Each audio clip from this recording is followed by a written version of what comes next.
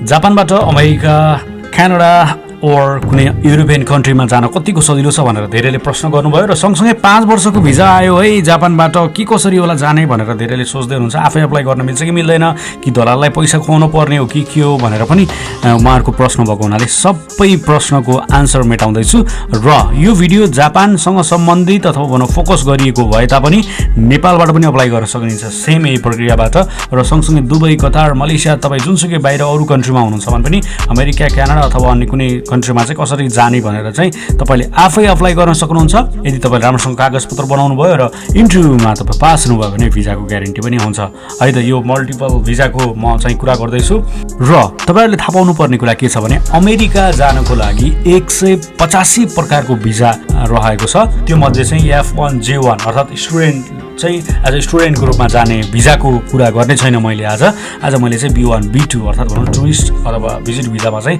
कसरी जाने भन्ने कुरा चाहिँ मैले यो भिडियोमा एक्सप्लेन गर्नेछु।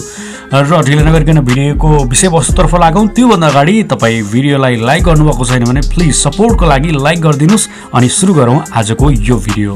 अब यसको लागि कागजपत्र के चाहिन्छ, के गर्नुपर्छ जापानको हकमा म एक्सप्लेन गर्दैछु तपाईँहरूलाई है त। तपाईँ स्टुडेन्ट हुनुहुन्छ, डिपेन्डेन्ट हुनुहुन्छ, होटल व्यवसाय गरिराख्नु भएको छ अनि अथवा वर्किङ हुनुहुन्छ भने सबैले अप्लाई गर्न पाइन्छ। अनि अब तपाईँले कस्तो कागजपत्र बनाउनु भयो, कस्तो तपाईँले इन्टरभ्यू दिनुभयो होइन, तपाईँले के गरिराख्नु भएको छ, तपाईँ रियल गएर जापानमा फेरि फर्किने हो कि होइन, यो सम्पूर्ण आधारहरू तपाईँले प्रस्तुत गर्न सक्नुभयो स्ट्रङली भने तपाईँको भिजा लाग्छ। अब प्रोबेबिलिटीको कुरा गर्दाखेरि तपाईँ यदि बिजनेस गरिराख्नु भएको छ अथवा कुनै कम्पनीमा वर्किङ गरिराख्नु भएको छ, स्यालेरी पनि राम्रो छ भने चाहिँ स्टुडेन्टको तुलनामा बिजनेसम्यान र चाहिँ एज अ वर्करको चाहिँ भिजा लाग्ने चान्सेस चाहिँ बढी हुन्छ हाम्रो जस्तो मुलुकको लागि नेपालको केसमा चाहिँ होइन। किनभने नेपाल अथवा भनौँ इन्डिया, पाकिस्तान अन्य कुनै कन्ट्रीहरूको मान्छेहरू चाहिँ टुरिस्टको रूपमा अमेरिका गएर त्यहाँ इलिगल बस्ने पो हो कि भन्ने डरले चाहिँ भिजा नदिने चान्सेस पनि हुन्छ। तर हामी जापानमा भएको हुनाले हामीले स्ट्रङली डकुमेन्टहरू प्रस्तुत गऱ्यौँ र हामीले राम्रोसँग इन्टरभ्यू पनि दियौँ र उनीहरूलाई चाहिँ कन्भिन्स गराउन सक्यौँ भने चाहिँ हामीलाई भिजा सजिलै दिन्छ। र यो सम्पूर्ण प्रक्रिया आफै पनि अप्लाई गर्न सकिन्छ र कागजपत्रहरू पनि आफै तयार गरेर यसको चार्ज चाहिँ $160 लाग्छ। यो रिफन्ड हुँदैन र $160 तपाईँले अहिले यो भिडियो तयार पारिरहँदासम्म चाहिँ त्यसको चार्ज रहेको छ। तपाईँलाई भिजा लागे पनि नलागे पनि यो चार्ज चाहिँ लाग्ने गर्छ। अब 10-15 लाख 8-10 लाख होइन 4-5 लाख रुपियाँ खर्च गरेर पनि कतिले यो एज अ टुरिस्टको रूपमा अमेरिकाको लागि भिजा लगाइराख्नु भएको हुन्छ र यो सम्पूर्ण प्रक्रिया आफै गर्न सकिन्छ। यसको लागि म तपाईँलाई के चाहिन्छ कागजपत्रहरू अब एक्सप्लेन गर्दैछु। सुरुमा हामीले चाहिँ DS-160 फर्म भर्नुपर्छ अनलाइनबाट। कसरी भर्ने भनेर चाहिँ तपाईँले how to fill up DS-160 form online भनेर सर्च गर्नुभयो युट्युबमा भने थुप्रै भिडियोहरू आउनेछ र गुगलमा पनि सर्च गर्नु सक्नुहुन्छ। त्यसपछि चाहिँ अब जापानमा रहेको अमेरिकन एम्बेसीको थ्रुबाट चाहिँ हामीले यो भिजा अप्लाई गर्न सक्छौँ। वेबसाइट पनि रहेको छ अनलाइनमा, तपाईँ त्यहाँ गएर सर्च गर्न सक्नुहुन्छ। नेपालको हकमा पनि सेम नै रहेको छ। हामीलाई चाहिने कागजपत्रहरूको म कुरा गर्दैछु। कागजपत्रहरूमा जापानमा तपाईँ काम गरिराख्नु भएको छ भने जापानमा काम गरिरहेको कम्पनीसँगको तपाईँको कन्ट्र्याक्ट लेटर तपाईँ काम गरिराख्नु भएको छ भनेर त्यो एउटा पेपर चाहिन्छ।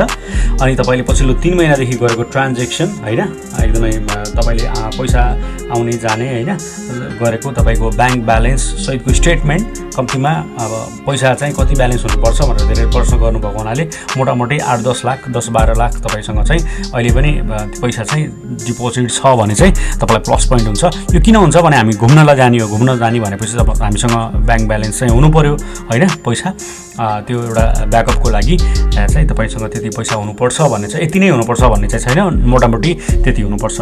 यसै गरी कम्पनीबाट छुट्टी लिएको एउटा चाहिँ सर्टिफिकेट होइन। यदि स्टुडेन्ट हुनुहुन्छ भने विद्यार्थीको परिचय पत्र, अनि यदि तपाईँ कुनै कलेजमा एडमिसन हुनुभएको छ भने त्यो एडमिसन सर्टिफिकेट, अनि अब तपाईँ छुट्टीको बेलामा जाँदै हुनुहुन्छ भने त्यो भ्याकेसन मिलाएर जानुपर्ने हुन्छ विद्यार्थीको हकमा चाहिँ होइन। डिपेन्डेन्ट हुनुहुन्छ भने डिपेन्डेन्टले पनि बाइतो गरिराख्नु भएको हुन्छ, त्यो पार्ट टाइम जब गरिरहेको ठाउँबाट चाहिँ स्यालेरी स्लिप होइन त्यहाँ काम गरिरहेको छ भनेर एउटा खालको जानकारी दिने पेपर पनि चाहिन्छ डिपेन्डेन्टको हकमा होइन। अनि यसै गरी तपाईँ जुन ठाउँमा बसिराख्नु भएको छ त्यो सिटी अफिसबाट तपाईँले चाहिँ जिमियो पनि ल्याउनुपर्छ, तपाईँले त्यहाँ बसिराख्नु भएको छ भनेर एउटा जानकारी सहितको पेपर होइन। अनि यसै गरी तपाईँले सम्पूर्ण ट्याक्सहरू पनि पे गर्नुभएको छ भनेर एउटा खाजे नोजे एउटा पेपर होइन, कति तपाईँले इन्कम गर्नुभयो भने त्यो पनि पेस गर्दाखेरि अझ राम्रो हुन्छ होइन। अनि यसै गरी तपाईँको पासपोर्ट चाहियो होइन, अनि 2x2 को एउटा फोटो व्हाइट कलरको ब्याकग्राउन्डमा एकदम नेचुरल फोटो खिच्नु पर्यो एउटा। अनि यो सम्पूर्ण कागजपत्रहरू भयो भने चाहिँ अब तपाईँले DS 160 फर्म आफै भर्न सक्नुहुन्छ, सम्पूर्ण डिटेलहरू हेर्दै होइन। अनि अब त्यो फर्म भरिसक्नु भयो भने चाहिँ त्यसपछि तपाईँले अपोइन्टमेन्ट लिनुपर्छ। अमेरिकन एम्बेसीको वेबसाइटमा गएर तपाईँले अपोइन्टमेन्ट कहिलेलाई छ डेट लिएर एउटा अपोइन्टमेन्ट लेटर, अनि त्यसपछि तपाईँले DS 160 फर्म भरिसक्नुभयो भने चाहिँ $160 फी लाग्छ तपाईँको भिजा अप्लाई गरेको। यो चाहिँ तपाईँलाई भिजा पाउनुभयो भने पनि लाग्छ, नपाउनु भयो भने पनि लाग्छ, तपाईँको त्यो रिफन्ड हुँदैन होइन। अनि त्यो पे गरेको एउटा त्यो कन्फर्मेसन होइन पेपर, अनि अपोइन्टमेन्ट लेटर, DS 160 को फर्म होइन, भरेको त्यो कन्फर्मेसन लेटर, अनि यसै गरी तपाईँको पासपोर्ट अनि फोटो। अब यति भयो भने चाहिँ तपाईँको भिजा अप्लाईको लागि तयार हुनुभयो। अब तपाईँलाई डेट आउँछ, डेट आइसकेपछि तपाईँले इन्टरभ्यू दिनुपर्ने हुन्छ।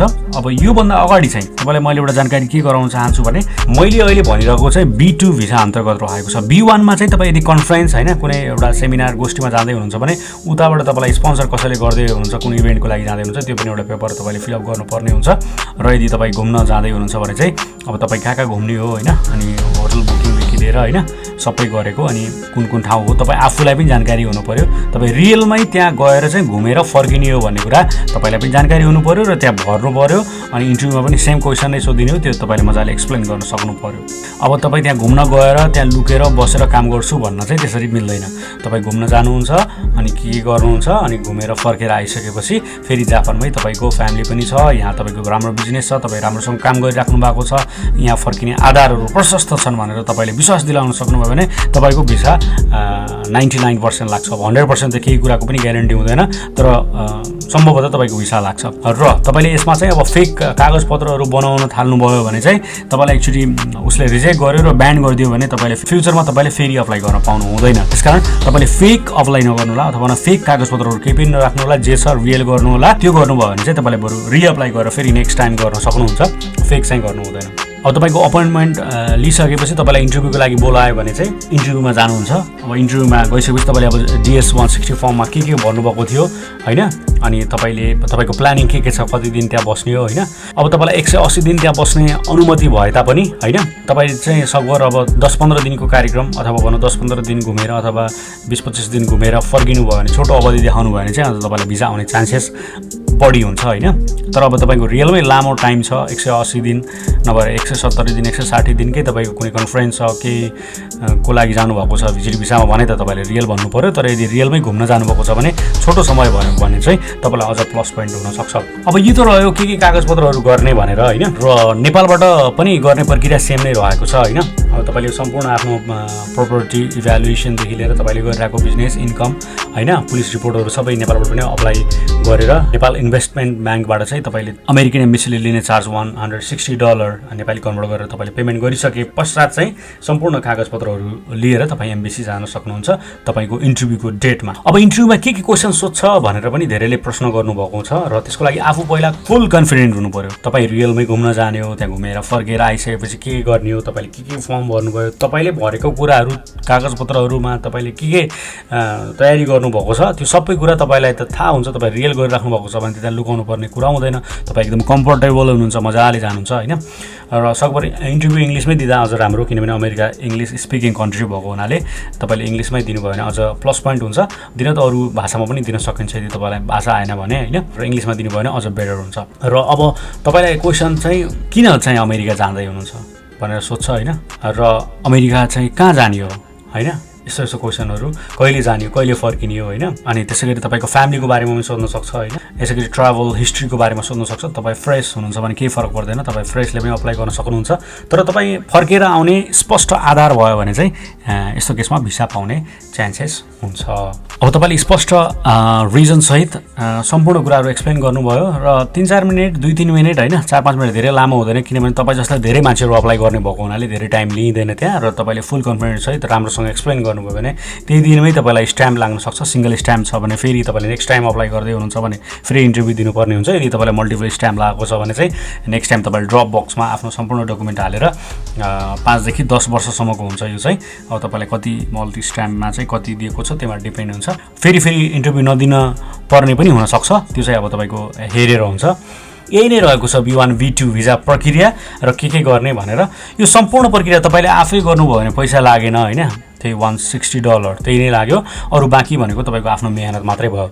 अब यही कुरा तपाईँ कुनै माध्यमबाट कुनै एजेन्ट दलाल भन्छौँ हामी चाहिँ होइन, दलालको थ्रुबाट गर्नु भने 5-10 लाख 12 लाखसम्म पनि लिएको भन्ने सुनिएको छ। र जापानबाट गर्ने टुरिस्ट भिजामा अथवा घुम्नलाई जाने भिजिट भिसामा गर्ने जुन प्रक्रिया रहेको छ, तपाईँ क्यानाडाको हकमा पनि यही नै हो प्रक्रिया, अमेरिकाको हकमा पनि यही हो, र युरोपियन अरू कुनै कन्ट्रीमा गर्दै हुनुहुन्छ भने पनि यही नै हो प्रक्रिया। तपाईँले सबै आफै गर्न सक्नुहुन्छ, सबै भिडियोहरू युट्युबमा पनि छ, गुगलमा सर्च गर्न सक्नुहुन्छ, र तपाईँ ट्राई गर्न चाहनुहुन्छ भने यसरी ट्राई पनि गर्न सक्नुहुन्छ। भिडियो मन पऱ्यो भने लाइक गरिदिनु होला। यस्तै भिडियोको साथमा हामी अन्य भिडियोमा पनि भेटघाट गर्ने नै छौँ। आजको भिडियोबाट मलाई बिदा दिनुहोस्। Have a great time. नमस्ते, बाई बाई, keep watching.